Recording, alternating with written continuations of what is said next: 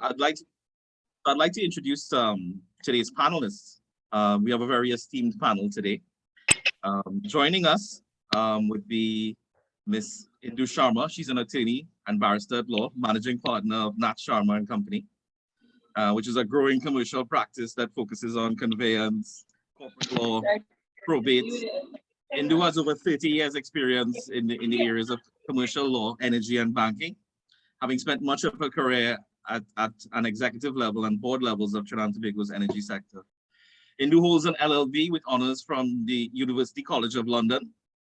She's an LLM in corporate and commercial law from Queen Mary College, University of London, and a diploma in corporate governance from Caribbean Corporate Governance Institute.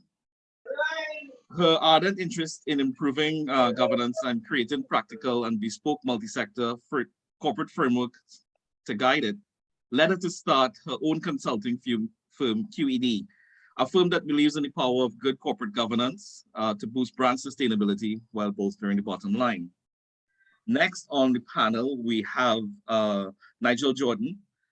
Mr. Jordan has over 20 years experience in the telecommunications industry. He's been involved in many facets of this rapidly growing and developing industry: customer service, records management, IT, digital marketing, all some of his expertise.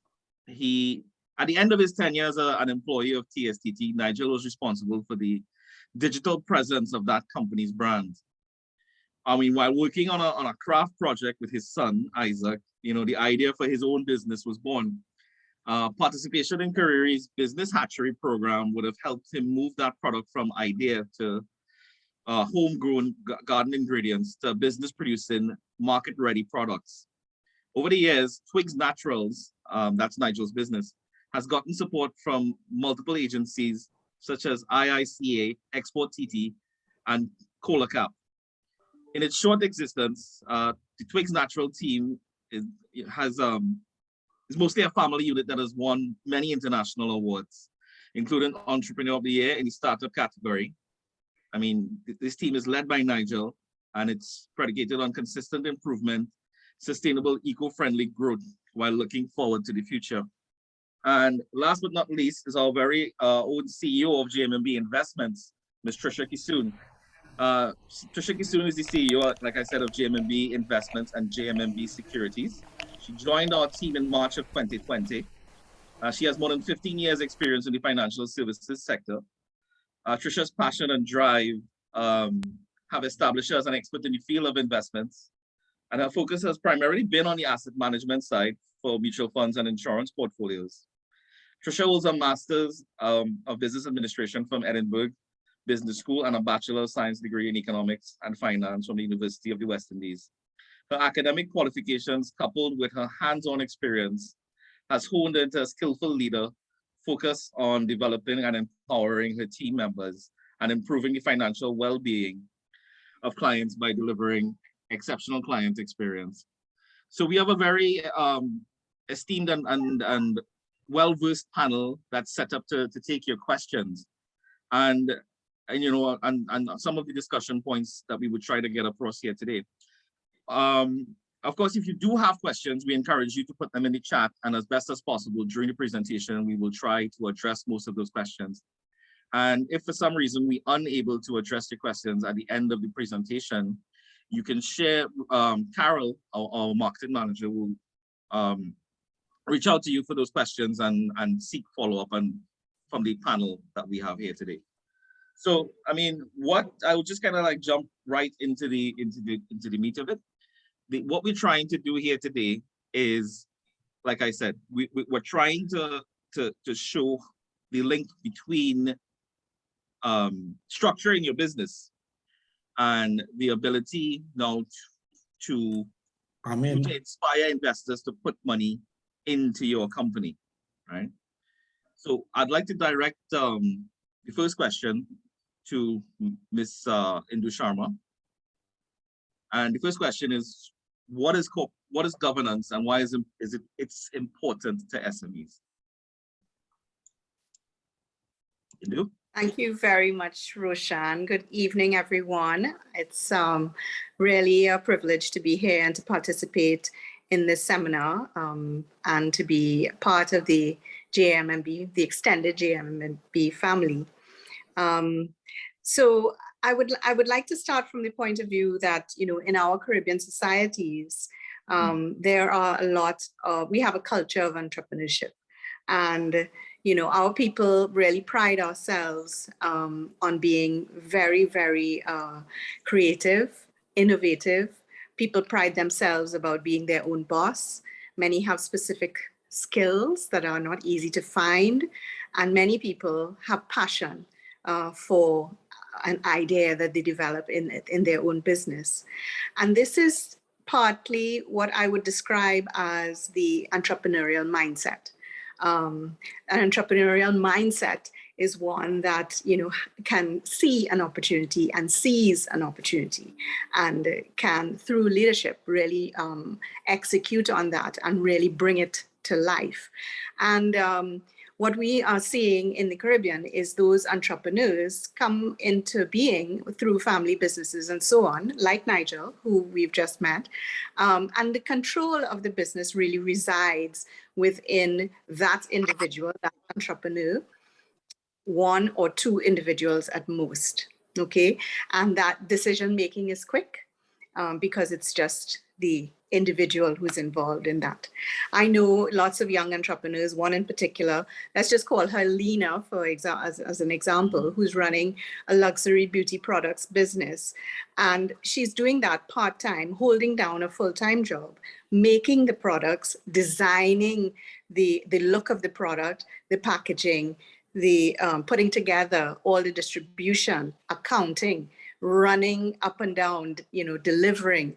She's also running the social media for the product. And that it's a lot, it takes a lot. And she's not alone. There are many, many entrepreneurs who have, you know, innate passion, talent, skills as small manufacturers, artisans, artists, service providers as well. And they have their hand in every pie, every aspect of the business. And they don't necessarily have time to think about what's the next step, what's the next opportunity, how are they going to expand, and how do they plan for that, and how are they going to grow their business. So the real question for entrepreneurs is, where do you want to go? Where do you want to take the business? What is the next level for your business? And entrepreneurs have to ask themselves, what is their goal? Is it just to pay bills? And I don't think that's the case, right? It is more than that. It is something about building a product, building a brand, building a service line, expanding that business in some way that may be able to be monetized in the future. And it might even go beyond that, and it might even be building a legacy. So that's sort of a contextual, you know, background for entrepreneurship. And as I see it in the Caribbean, governance is really about how a business is run, how it is directed, and how it is controlled, and what are the systems and structures in place that allow the organization, the business, to function. And what are the mechanisms by which the business and the people within it, the actors in the business, how do they operate, and how are they held to account, right? And how do the people in the business access information about the current state of the business itself, and what are its business prospects? So that's, you know, that's sort of a framework. The governments really can, you know, provide a framework for your business. Businesses themselves don't exist in a vacuum.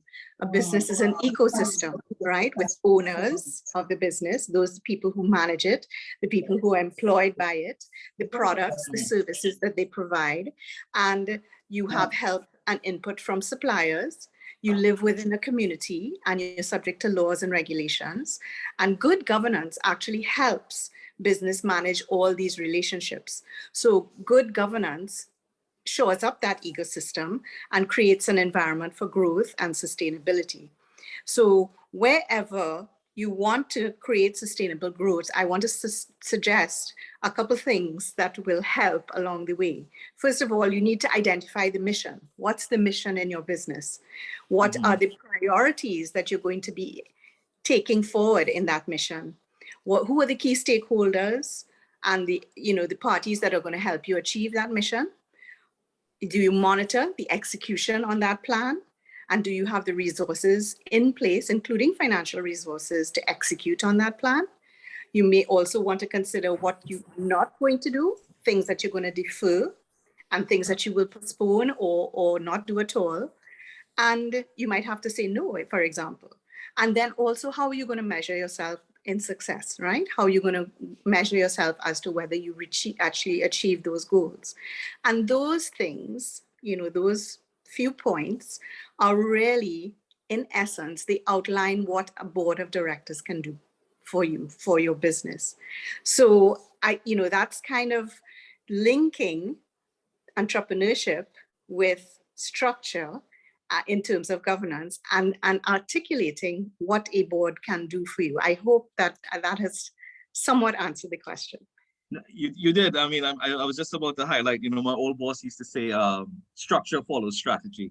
And I never really understood what that meant, of course, until now we have greater context, right? I mean, I guess with businesses, as you said, your business owners and entrepreneurs so focused on the business itself and making it successful that they really think about, as you say, the future and what expansion could look like if it is that I add more people and I add more structure to my business. Yeah.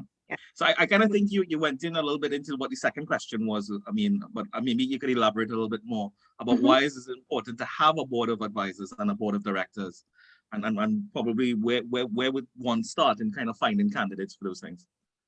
Yes. So, we do have this culture of entrepreneurship, but I want to suggest that with family businesses and, single business owners, it's kind of a culture of control, that everything, all the decision making resides with that individual, that entrepreneur. And very often entrepreneurs make it on their own despite the odds, and success comes their way, right? Because of hard work and because of their passion and the steps that they take. And sometimes this prevents them as leaders from appreciating the value of what a board can do and what advisors can do, and how a board can support the business. People say to me sometimes, well, I'm an entrepreneur, I'm doing really well. Why fix something that's not broken? Okay, I've done this on my own. So why do I need external advisors? Why do I need a board? And the thing about it is that management structures and control systems are really key to survival and sustainability of a business over the long term, especially in challenging economic times, and where there may be unforeseen risks and tough decisions having to be made. Entrepreneurs, I find also, are very passionate, as I mentioned, and this is their baby. We're going to have Nigel talk about how he grew his business, and this is really his baby. And so sometimes it is difficult to let go a little bit, right? But it is good to have someone who can have a rational view and take a realistic view of the state and the health of the business. And external advisors like accountants, auditors, lawyers can provide that kind of support and create that proper control of risks, and allow some level of protection from external or internal threats even as well. So no matter how talented and skilled you are as an entrepreneur, it's also not for the faint of heart. It's very stressful, and it can take a physical toll on your mental well-being and your physical health as well. And there's a difference, with between directors and external advisors. I want to suggest that directors share more of the responsibility of the business, because they will have an internal view of the business because of the information that is provided to them as directors. And they also have a legal responsibility to make decisions that are in the best interest of the company. So that's a little bit of the difference between an external advisor and a director of a company. An external advisor can perhaps take more of a dispassionate view, and a director can perhaps look at things with more information, more background as well. Now, there is a perception that external advisors and directors can slow down decision-making processes, you lose agility and that kind of thing. And I think more importantly as well, and more seriously, in a small society like ours, where we have a highly competitive business environment, some entrepreneurs may find it difficult to trust other people, advisors, or directors with highly sensitive commercial information. But I would want to offer that, based on the success stories that I've seen of entrepreneurship in the energy sector, you will see success being had and achieved where you have support to your business. So for example, many service companies are looking to Guyana now with their gas finds to get involved in business in Guyana. But understanding the opportunity in Guyana, which is a different environment from Trinidad, understanding who the stakeholders are, understanding, when to make that investment, when to make that decision to invest and go into a different country, are some of the issues that these entrepreneurs have faced. And it's been slow, but the ones that have been successful have had clear strategic oversight by boards of directors and have partnered with stakeholders such as external advisors, financiers, bankers, and other types of investors to actually enter this environment successfully. So a board complement as well does not always have to be, a large number of people. It could be one or two directors, and it has to fit the size of your business as well. So, I mean, we should not dismiss them out of hand. We should embrace and look for opportunities to find the right people who can be valuable assets to business. After all, board directors bring their networks, they bring value. And, the question of control can be addressed through delegation of authority, where entrepreneurs can still have the authority and the autonomy to run their businesses as they see fit.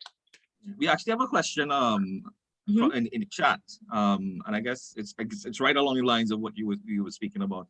In the case of family business, where ownership is vested in 2 generations of a family, where should these types of companies look for external advice? Is a board necessary, or will external advisors be sufficient? I think you were saying it, I mean, in your context, that there are different, advisors are external to the business, and the board is internal. So maybe we could kind of speak along those lines. There's a question as well from Kadeen Lynch. We will take that question just after. Yeah. Okay. Thanks, Roshan. I mean, it really depends on the business. And, the thing about governance is one size does not fit all. You have to tailor your governance framework and what is appropriate for your business. You must understand your business and go with what is appropriate for your business. Now, I would say that both external advisors and directors can be powerful allies to your business, but their rules are different. And so, for example, the issue of financial controls would be related to, whether you need to have an external audit to your company in order to protect it from fraud, for example. And that really relies on the nature of your business. But it's often a matter of going from control of the business by one individual singularly to a question of oversight and controls. And oversight meaning strategic oversight from directors, and controls maybe from a combination of directors and auditors or external advisors that can help you with the management of risks in your business. So really, I would just say, if I had to sum it up in a little motto, it would be control to controls. So control from one person to controls by a combination of support, and also looking at, the strategic direction in the business and risk management. Okay, thank you so much, Indu. I'd just like to ask Nigel to chime in a little bit on his experience on this question, in terms of, how he sees this impact in his business from the entrepreneurial side. Yeah. Whether or not you think adding advisories or structure to your business would slow you down or reduce your ability to be as agile as you are. Good afternoon, everyone. First and foremost, it's a new year. Blessings to all. Thanks for the opportunity. In the case of the entrepreneur now, I'd like to make things really practical. There's a fundamental difference between being on the hustle and making a decision between whether you spend something, these $5 on a raw material now versus finding a way to invest it in a piece of machinery down the road. And those are the types of decisions entrepreneurs are faced with on a day-to-day basis. Yes, you might hear all the academic importance of a board and all these sorts of things, but when it comes down to brass tacks, you have to be able to survive. So what we've done within Twigs Naturals from the beginning, because the intention was always to look down the road, we've had a board. And what we've done is, by virtue of association with other entities, so for example, Export TT, we're part of the SME Resource Center. We have an attorney on quick call as well. From a processing and manufacturing perspective, we have the folks at Kariri as we were part of their business hatchery program. What we found is, myself being in the operational day-to-day side of the business and direct, really quick interaction with the rest of the board, it allows for us to be agile as a sole proprietor would be. So we kind of straddle best of the both worlds. We understand the importance of the long term. We understand the importance of the board. But what we found is a quick call and having these people close by. We've burnt and learned that these are people you need to have in your corner, in your back pocket, so to speak. And they help in maintaining a sense of level head, in maintaining an understanding from an objective perspective as to what can happen, what are the implications, and really give you a nice balanced perspective before you make the big ticket decisions. Thanks, Nigel. And I think that's a perfect segue into our third question, which I'd pose to Trisha Kisoon. What are some of the key positions, a business should have in its organization to support governance, and what should their roles and responsibilities include? And I guess we will speak from the JMMB's perspective. Correct. Yes, and what JMMB takes governance very strongly. From our perspective as an organization, we have a corporate sector, we have a governance officer, we have a compliance manager, and then we have internal audit, legal, risk. Everybody is there to protect the business. And now this comes from an industry where we are heavily regulated. So respecting the laws and doing what is right against the laws, doing the laws and executing on that is a very, very, very important thing. When you think of it in a big financial context where the regulations are on the extreme, and then on the other side, smaller manufacturing entities, if you strip it out, you're really going to think of it in terms of lines of defense, right? Your governance helps you defend your organization. So like in the case of JMMB, we have 3 lines of defense: our internal, our frontline team that handles all front office regulations, everything that goes through. Then our compliance team comes in on the middle and makes sure that everything is happening the way it's supposed to happen. And if something goes wrong, they work with the teams at the front end. So it's a very collaborative process. But then at the same time, you have the back end of the process, the 3rd line of defense, which is our internal audit processes that comes in and create that oversight and say, hey guys, you're thinking of this differently. You need to protect the business. You need to protect this. You need to protect your clients. And when you think of it from that perspective, and you look at it as an entrepreneur, and you switch away from a financial services business and you look at it from a manufacturing business, what governance does, it helps and allows you as an entity to serve your client better, serve your own strategic objective clearly, and therefore you're now thinking from a space of moving it forward. You're not thinking of where we now. And I think in some of the interactions that we've had, you see that sometimes people don't see the importance of governance structure. They don't see how governance structure can move you forward and give you opportunity. And if you take it back to the first question, why is it important? I mean, let's think of this as a anti-McCall situation. You know, it's a you know, one man created a business from house to house sales, and now multiple enterprises under a large conglomerate. So, you know, governance from that perspective, from roles, everyone knowing their roles and responsibility is important. It's important because it helps you drive your business. It helps you, if you start respecting that when you set up your business, you're going to be able to flourish in the future. And I love how Nigel speaks about thinking in the long term when he started his business. He's not thinking about bread and butter only. He started with the motivation of bread and butter, but he wants this to be something great. And that's where governance help you. And I mean, when we get later down, we'll talk about the listings and stuff like that, but getting yourself out there, creating that intergenerational equity is very, equity, yes, sharing wealth is very, very, very important. And we'll talk about that later down. So, yeah. Thanks a lot, Trisha.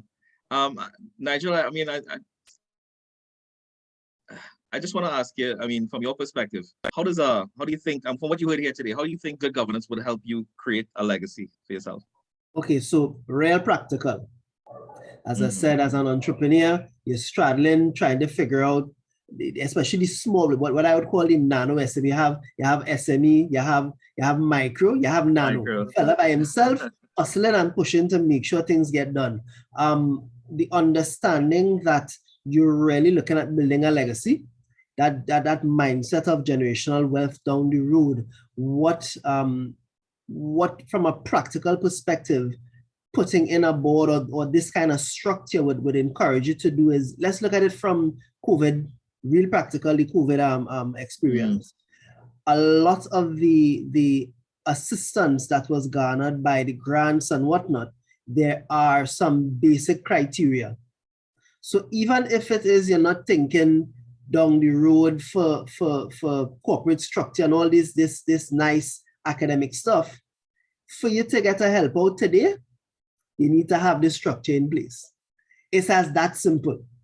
What that does is it assists the contributors. It assists those that are willing or structures that are in place to assist the nano and micro SMEs to see that the mindset is, this is not a throw money behind the fire and hope it out.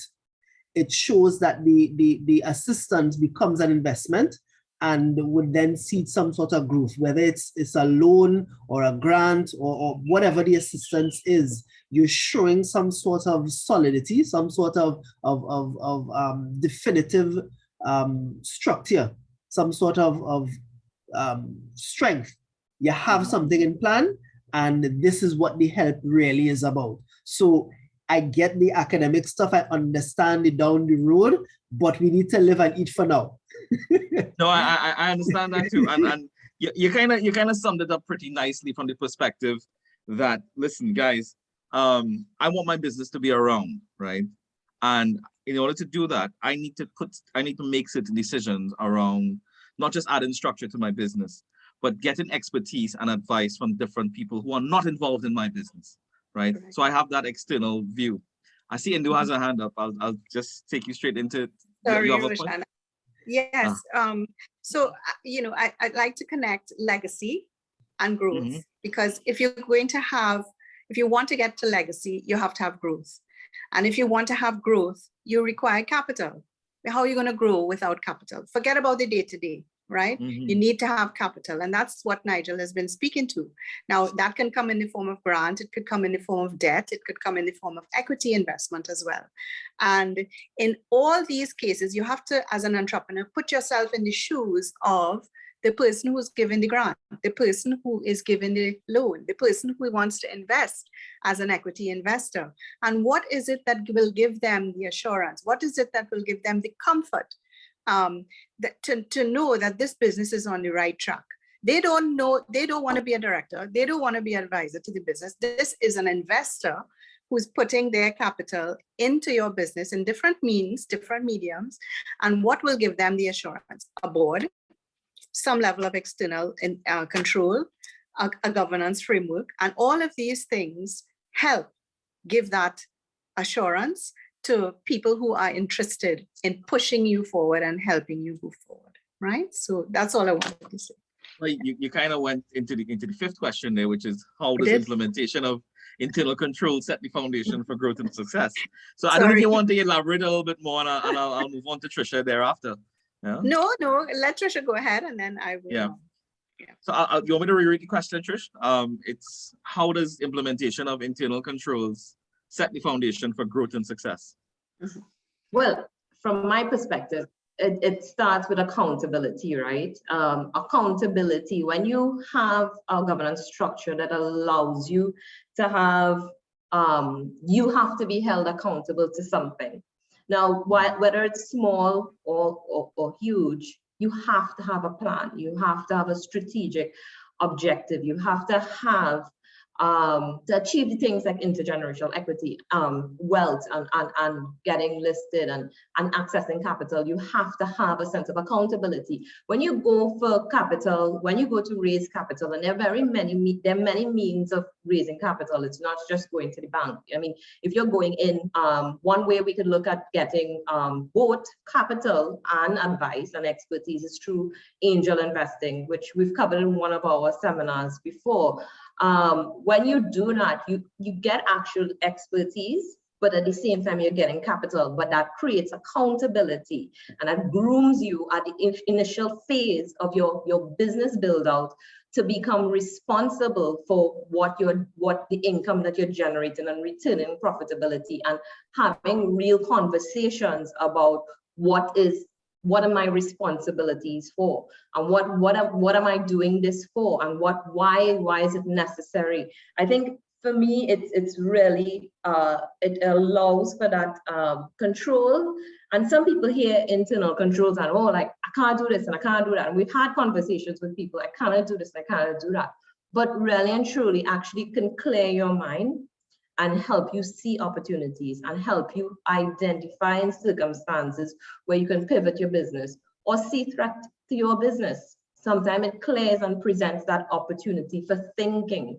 So you're not thinking anymore about if that guy using the paper box or he using this material. You're actually thinking more, your mind is freed up to think strategically, to think different. And controls can help, controls will help.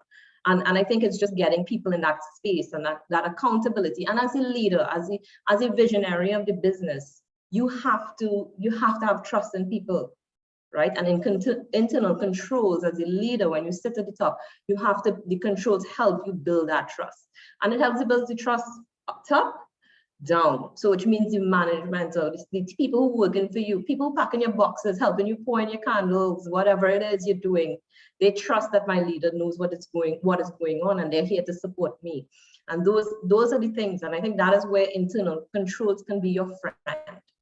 It can help you. And I think it's just to embrace that opportunity. But again, I think believing so strongly in your vision and thinking so far out helps you get in that space to receive that information. Yeah, and I think just to add a little bit more to your point, in terms of setting yourself up for success. Traditionally, when you're in startup mode, you have a certain way that you do things, a certain way you carry about your business, right?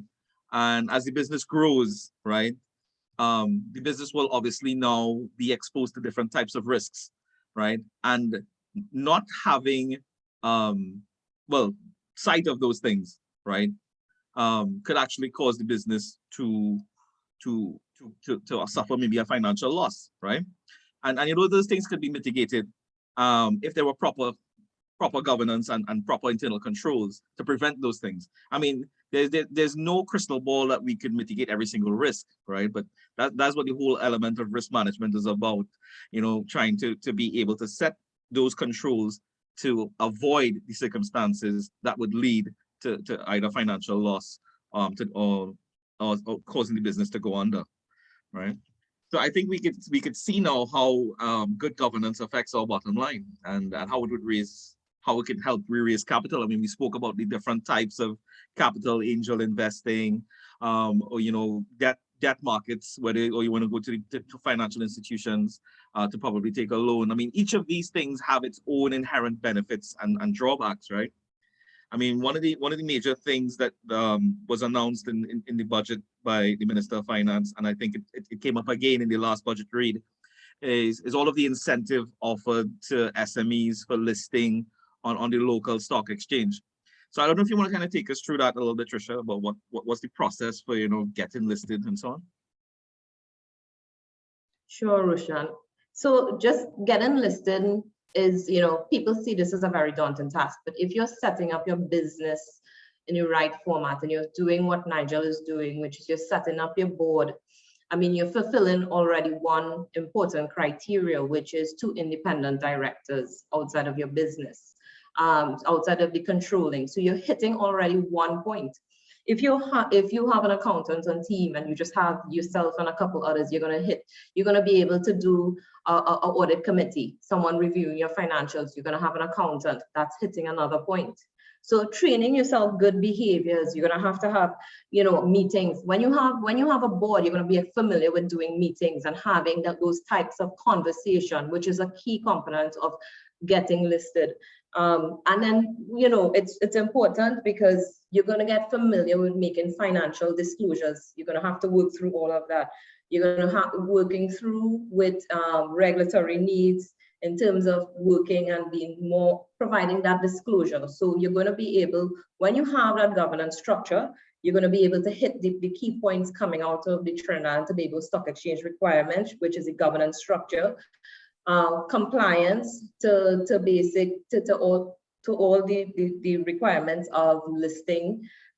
You would then be able to, one thing that is important is you have to have 25 shareholders that at least holds 30% of new shares in the company. So basically you need at least 25 persons owning shares within your organization. After that, the fees, you're looking at fees of around, as an SME specifically, you're looking at a $10,000 fee that would basically get you listed, on an annual fee that is about $7,500. That is a recurring fee. Now, you think of all of this in the context of opportunity, right?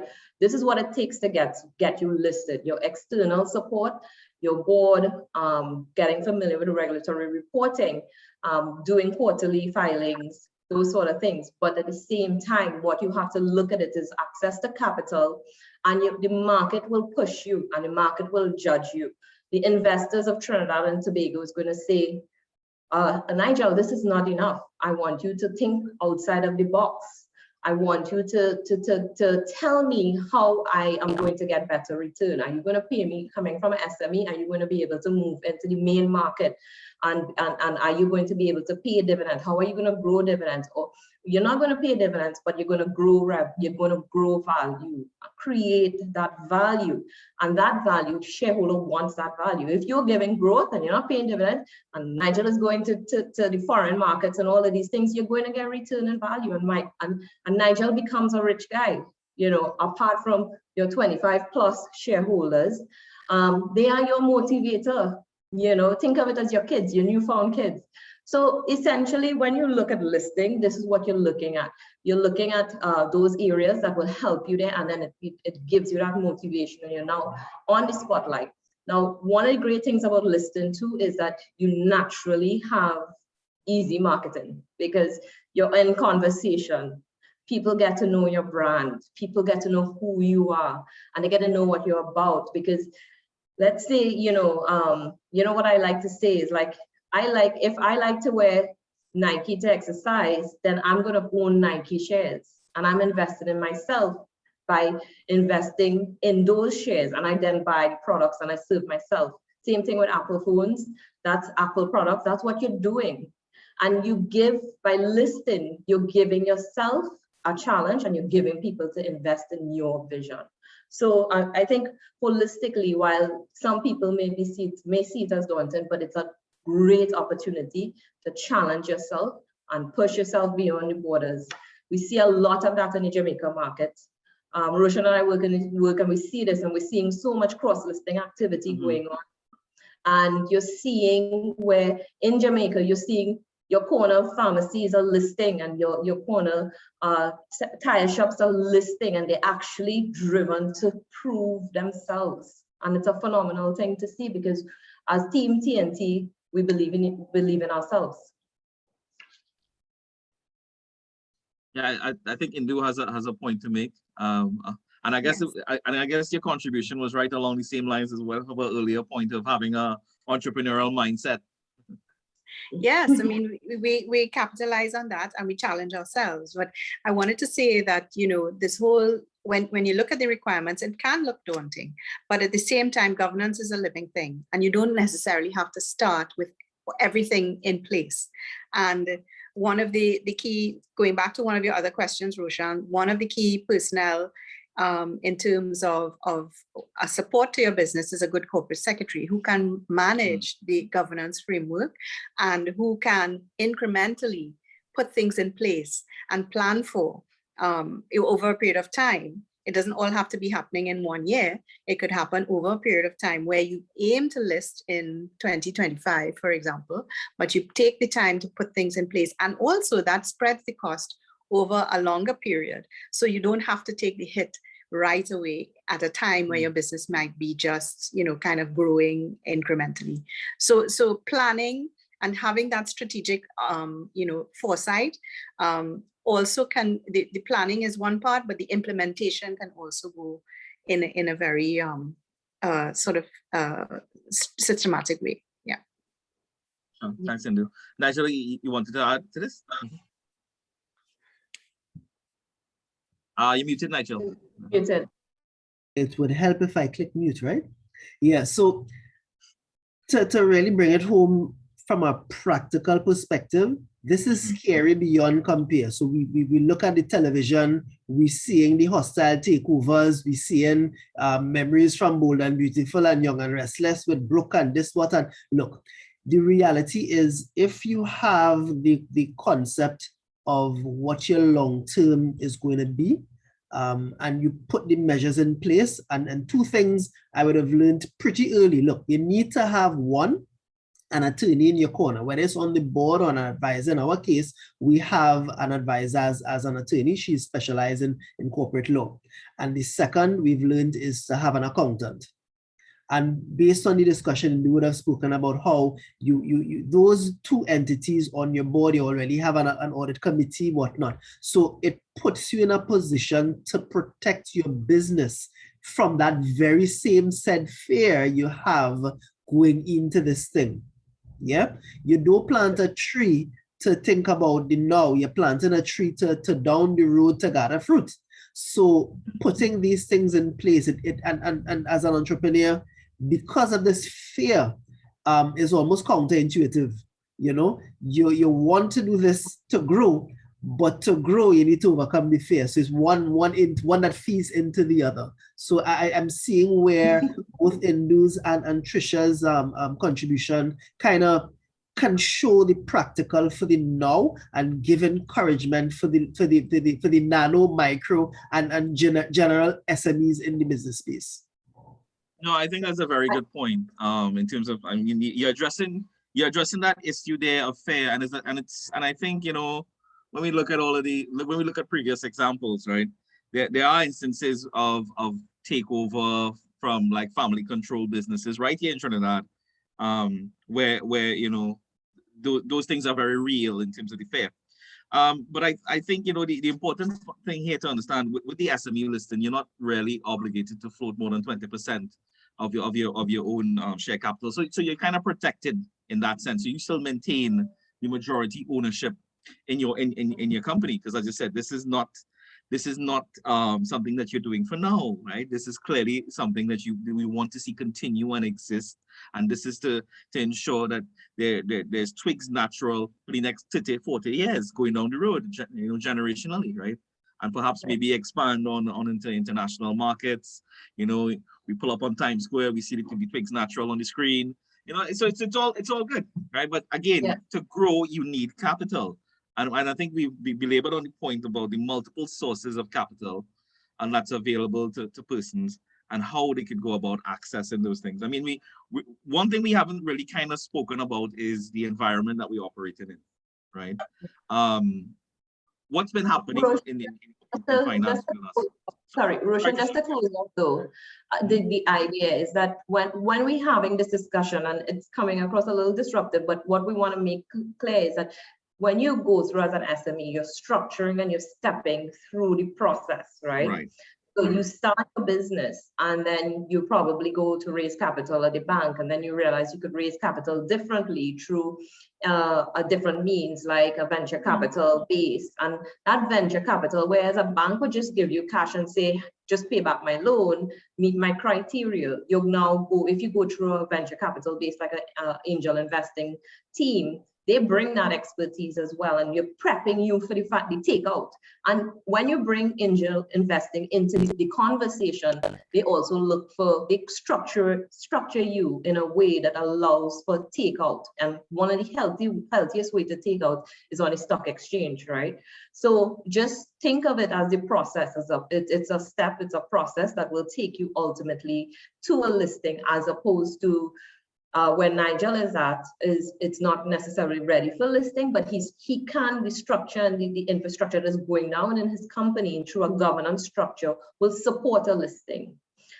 So I just want to make that very clear, Roshan, and to the audience, that it's a phased process, and what you would learn with that, you learn trained behavior. So by the time you get a listing, like Nigel said, you have a lot less fear. You're addressing here at each stage, and you're eliminating it, and you're moving on to bigger and better things. So it's a progression path. Just to close that point off on that question. No, that's excellent, Trisha, and kind of brings us back into the point about the different options, right? As you mentioned, and I mean, one thing we haven't really considered is the environment, like as I was saying, that we operate in, which is I mean, the world has basically been printing money for the last 2 years to combat the pandemic, right? And that has a real financial impact on interest rates, right? So we're in an environment now where it's becoming more and more expensive to borrow. That being said, it kind of pushes businesses in other directions to seek alternative means of financing. And I think we spoke about the angel investing, we spoke about the listing and so on, but there are other options to debt financing, and I think having a structure in your business and good corporate governance, inspires confidence to investors to add to your business and to help your business grow, right? So that's just what I want to just kind of wrap up on that point. Just now a question to maybe post it to Indu. In terms of where should SMEs start in developing a good corporate governance structure? I mean, who will really support them? I mean, right. So SMEs, it depends on the vehicle by which you're operating, and I mean legal vehicle, okay, to start with, because what we have in Trinidad is we have many sole traders, and sole traders start off as XY trading as whatever business, all right? And we have a vast population, and that's what Nigel was referring to as a nano enterprise, okay, a nano business. The next step from there is really incorporation in terms of a legal vehicle, a legal entity, and forming a company for profit. Now, that's a very, very simple process. Actually, it's not something that you need a lawyer for. A lay person can do this, and many lay people do that. So you go from a stage of being a sole trader potentially into a more legalistic framework, right? Which allows you to separate yourself from you as a person from your business, okay? And that legal incorporation gives some protection to the business itself and to you. There are basic legal requirements. When we start talking about governance, we're talking about not just the basic legal requirements. We're talking about a little bit more than that. And so I think when we're talking about leveling up, you know the level that you are at within your business. You know what your business can support. And I think having, like what Nigel says, having a lawyer at your disposal is very helpful. Your question, one of the questions that we were thinking of addressing, I think, was, who do you turn to, right? And this is what we're addressing now. And I think your bankers are an important support. You at JMMB have really demonstrated that. I think in Trinidad, where we have issues is from getting the nano into the system, into the banking system. Because many nano business people operate on a cash basis, and they hold their cash and they use their cash to either buy more supplies, buy more inputs, whatever it is. So that's where we have a real challenge, I think, in Trinidad, where the relationship between the entrepreneur and the banker is really fundamental. So I would say two things. One, meeting the legal requirements of incorporation as a basic. And then secondly, having that relationship with a banker to take your business and incorporate it into the business world, as it were. And that puts your business on a different footing as well. Good. So what I heard there is to call Natalia, right? Yes. Because it's important that you have a partner to work with you, whether it's your bank. I do it. That's my protocol. And go your accountant. I see that you want to give a testimony here. Yeah, I mean, I call Natalia. I mean, that's what she's there for. But really, the understanding, removing the whole, we going by them for money, this sort of mindset that your banker is a financial base, is your tool in your arsenal of weapons that you're going to fight this business war with. That's the mindset you need to have when you approach these entities. So the approach is very different, the philosophy is very different. And if you listen to successful business persons, that's how they speak, that's how they see it. Yeah, it's part of the team. So I'm going to play devil's advocate here a little bit and talk about some of the incentives offered by the government and how is it easy for entrepreneurs such as yourself to access those incentives. In the case of Twigs Naturals, our business is specific. Yes, we do domestic trading, but our business mindset has always been to give a taste of Trinidad and Tobago to the world. And as such, pretty early in the game, we've been working with Export TT.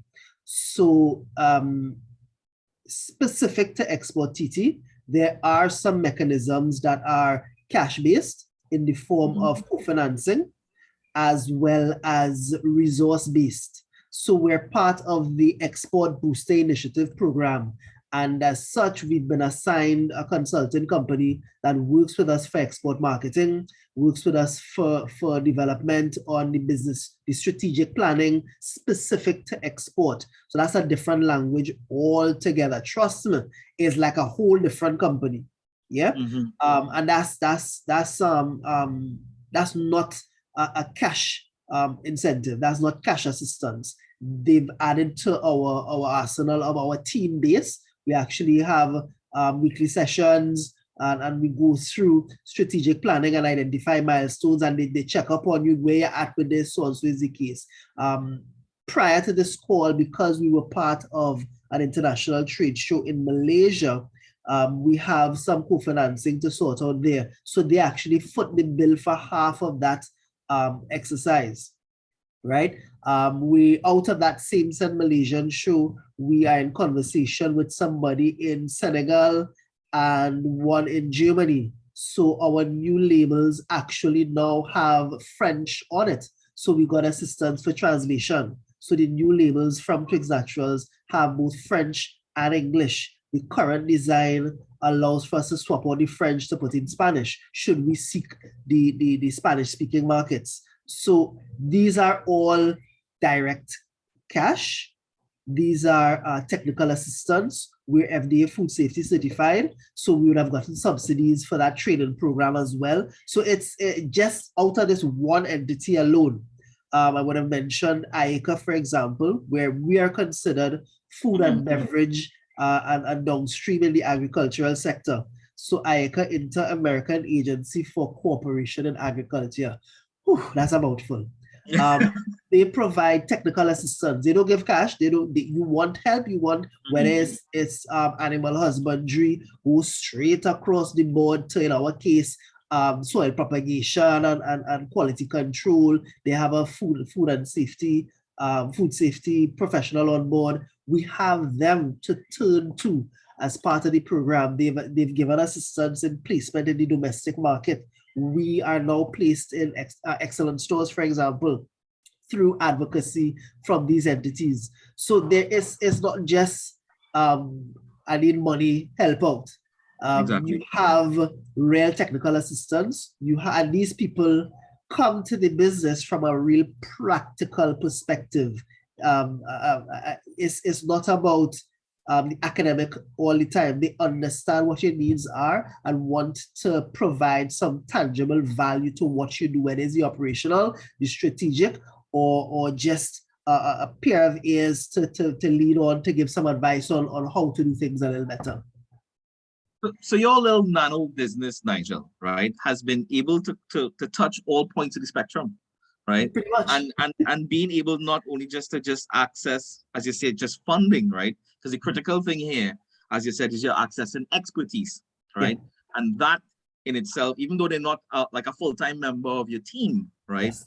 Those are your quote-unquote external advisors, right? So you have already started that journey, right, of putting in structure to your business, right? And I think you would see and notice as that structure is added and goes along, your ability to access capital would change because your circumstances will now change, right?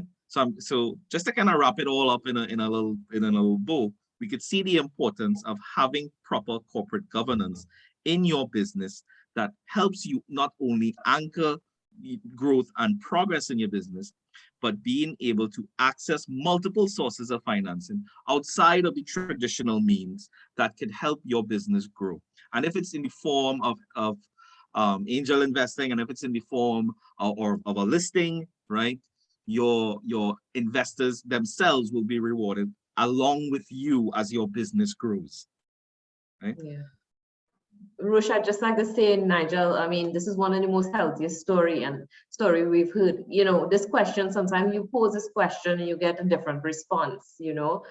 Your response is very progressive. You have, what we're seeing here is how passionate you are, and you've sought, you correct me if I'm wrong, but you've been very particular about how you do your research and what you want. So you're absolutely certain of what you want to achieve every time you tackle an agency.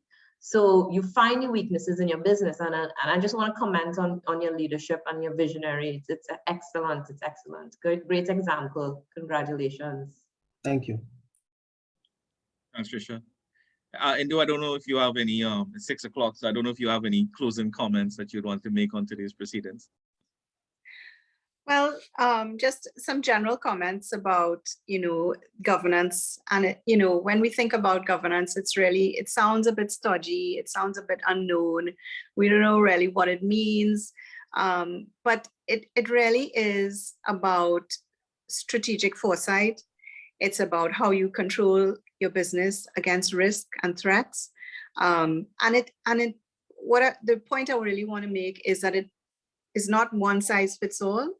And as, for example, as Nigel grows, he will see different opportunities for him to introduce different aspects of governance into his business. And that's what it's about. It's about continuously improving, just as he's continuously improving his manufacturing processes, his export processes. Governance goes along with that. And governance supports all of those business and commercial aspects. So it's nothing to be, you know, I would say, intimidated by, or nothing to be afraid of, nothing that will put you to sleep. It's not boring, it's live, and it really has a big impact. And we've seen with Nigel, you're so inspiring, Nigel, and thank you for sharing so much. I really appreciate your input. So it is live. and we can all do it, you know. So that's what I would close off and say. Thanks, Indu. Trisha, I don't know if you wanted to add any closing comments, so if you're okay. Okay. I think we covered it really well. I mean, I hope we've left a message that corporate governance can support you, help you find opportunities. And it's your partner. It's your partner to success. It's your partner to achieve something that is deep down inside of you that you want to leave as a legacy. So, you know, see it as an opportunity. That's my ask. And if you have questions, don't be afraid to reach out to us. We have Natalia here. She's phenomenal, as you heard from Nigel. And as you can tell, Indu's an expert at understanding how we could make this thing happen. And it's really a wonderful room here to challenge yourself and reach out and get that opportunity to take your business to the next level. Thank you, Nigel, so much for sharing your experience. Again, thank you. Okay, so I mean, continuing on that central theme of partnership, JMMB, as we said, we do have a resource center, and Nathania is the resident expert here in Trinidad, supported by a well-able team from Jamaica, Shani Falcona Duncan, who's the group lead on SME. So, you know, we're here to partner with organizations of all sizes, right? Whether you're nano, you're mega, or you're anywhere in between, right? I think having support, having a trusted partner, helps in that process. From moving from the idea generation, right, to the poster on Times Square, right? It is an entire process and a journey. And JMMB is one of your trusted financial partners in that journey. And as much as we continue to add value to SMEs and all of our clients by extension, right, we will continue to do so. So in closing for today, I'd just like to thank the speakers, Indu, Nigel, and of course, Trisha. I'd like to thank the SME team for putting this presentation together. And we remain open to you and available to you. You could contact the SME Resource Center at smeresourcecenter@jmmb.com, or you could drop us a line at info@jmmb.com. I mean, or you could just give us a call at 224-5662 and just reach out to us in general. We're here to support you as your trusted financial partner. So in closing, I'd like to wish everyone a good evening. Wish you success, and feel free to reach out to us. Yeah. Have a good one. Take care, folks. Bye-bye. Thank you. Bye, everyone. Nigel, you have to stay on. JMMB SME Resource Center, a partnership that goes above and beyond. Because you need more than just a bank, we are committed to offering support and guidance to small and medium-sized businesses, or SMEs, every step of the way. The JMMB SME Resource Center ensures that you are prepared to access JMMB's banking, investment, and insurance brokerage services, along with our business planning expertise. The center provides customized advice to take your business to the next level.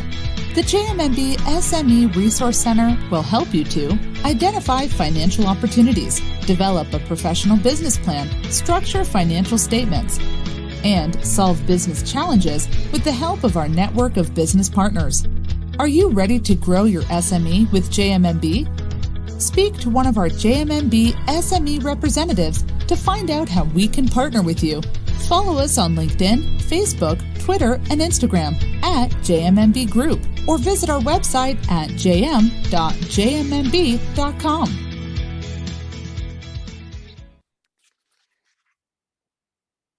Thank you so much. Can you all hear me? No, I just thanks. wanted to say Yes, you do. Yeah. very grateful, thanks. And it was such a pleasure being with you. Sure, you could hold on a little bit as the room clear. Okay.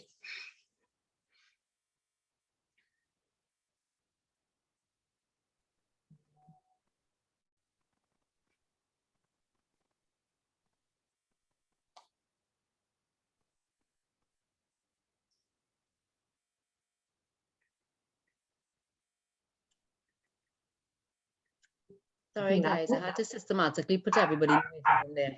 Yeah, I think we're good See, there. that's what we need, Carol, right? I You was like, need to I go hope- home. We need to I just get hope out of the somebody room. is doing it while I am playing this video.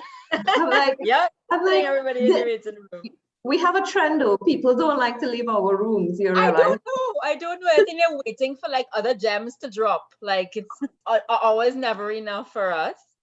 But I just wanted to say, team, thank you so much for that. That was truly excellent. I quite enjoyed this session.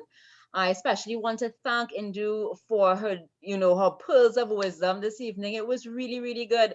I was Yeah. taking notes. I have zero business. I was taking notes. I thought this was excellent. No, I really was.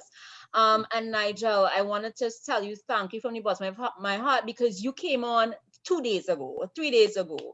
And I think this was a well worth the wait, right? Because we've been trying to do this session. This is the third in trying to do this session for like months, trying to get the right people at the right time on the right date. And I think everything, the stars aligned for January. I really, really appreciate you a lot. And don't forget, Natalia and I already had a discussion, and we have a series planned and everything that you're going to be a part of. That Not a took 2 problem. days for me to turn that around and create No. a 4-part series where Not- you will not be a a part of problem. it. So Small is a small thing. small thing. Thank you so much, Trisha. Go ahead, I'm Trisha. part of the panel. This was phenomenal. This is a great experience for me, I must say. And Nigel, I am so blown away. I wish there were so many people like you in Trinidad. Like, I have no doubt if you list, I buy in your ship. Just telling just telling you. I want to be one of the Actually had 25. tea. No, Winter, she no had shares. tea, right? I want to be before Exactly. listing. I want to get in Yeah, before. like I feel like we should be in from before. Like I thought Here's what. Here's what. Here's Angel what. the group right here and just I buy am- right. I am not going to say no. If that's a conversation you really want to have, let's talk. Okay, Excellent. Natalia, you're Well, I hearing have that? to say, Yeah. I have to say, I bought the I'm tea, right? hearing. Like I have the tea right now in my cupboard. So at least I know how it tasted, and it tasted good. Like that much I do know, right? So I can get behind it. A point to note though, even me in all the experience that I have and understanding the process, what kind of hit home in this session is the statement that you move an investor, the investor now becomes such an advocate that they put their money not just in the product, Yes. but in the business as well. That for me was like, yeah, light bulb. That is advocacy on a whole other level. And what would have opened the door for most of this is actually my mom.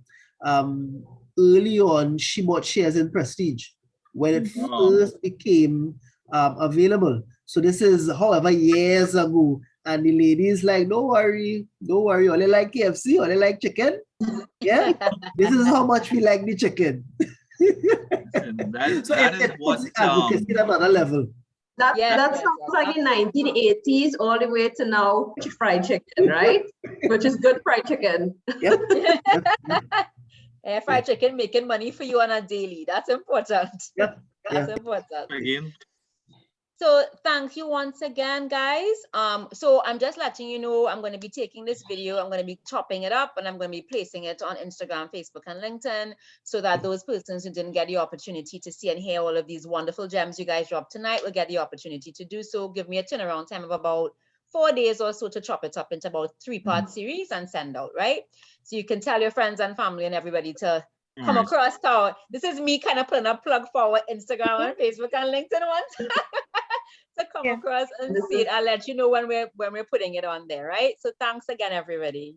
Thank you. Just one more comment. I hope everybody read the chat before they leave, because the leaving comments were popping up. Yes, me. yes, I saw them. Well received. Very well. So yeah, so we got great initiative from Sharon Christopher, which is a big up from Sharon. I have to say, when you get a big up from Sharon, you know you did well. Big up, yeah. Yes, when you get big up from Sharon, you know you did well, guys. So good By job. the way, is a customer. She is a tea drinker. Thank you very much. Good. Yes. Good. And Roche, I wanted to say thank you as well. I know Natalia is going to take over for the next one, as we said, but as always, awesome. Thank you, thank you, thank you. No Yeah, problem. man. I said, Nigel, by the way, we need to mark Roshan as a panelists in one of these, right? Just then you're Right, talking right. to two. Yes, yes, we need to include them as panelists in truth. Yes. So thank you guys. Have a good one. Thank you. Have a Okay, good guys. evening, everyone. Take Bye-bye. care. Bye, Bye. everybody. Thank you. Thanks again. Guys, bye.